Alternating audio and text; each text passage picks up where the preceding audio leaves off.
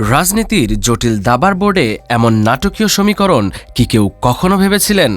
বিএনপির দীর্ঘ রাজনৈতিক ইতিহাসে যখন বহু লড়াকু ও ত্যাগী নেতার নাম প্রতিনিয়ত আলোচনায়, ঠিক তখনই সবাইকে চমকে দিয়ে রাজনীতির মূল মঞ্চের কেন্দ্রবিন্দুতে চলে এলেন তিনি।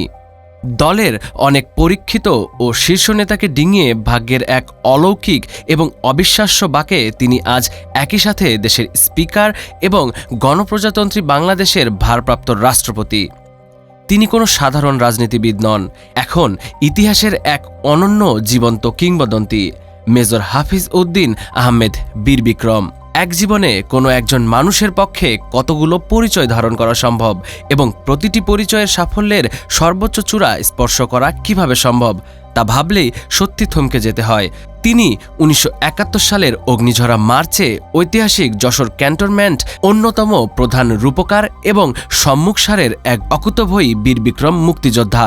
রণাঙ্গনের এই বীর সেনায় আবার একই সময় পূর্ব পাকিস্তানের দ্রুততম মানব এবং পাকিস্তান জাতীয় ফুটবল দলের অধিনায়ক হিসেবে মাঠ কাঁপিয়েছেন।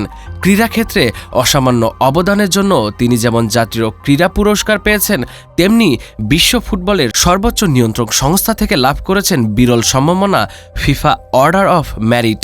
রাজনৈতিক জীবনে জনগণের অকুণ্ঠ ভালোবাসায় সিক্ত হয়ে তিনি ৭ বার জাতীয় সংসদ সদস্য এমপি নির্বাচিত হয়েছেন।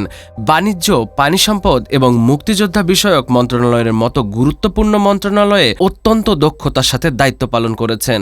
বর্তমানে তিনি বিএনপির সর্বোচ্চ নীতি নির্ধারক ফোরাম জাতীয় স্থায়ী কমিটির অন্যতম প্রভাবশালী সদস্য।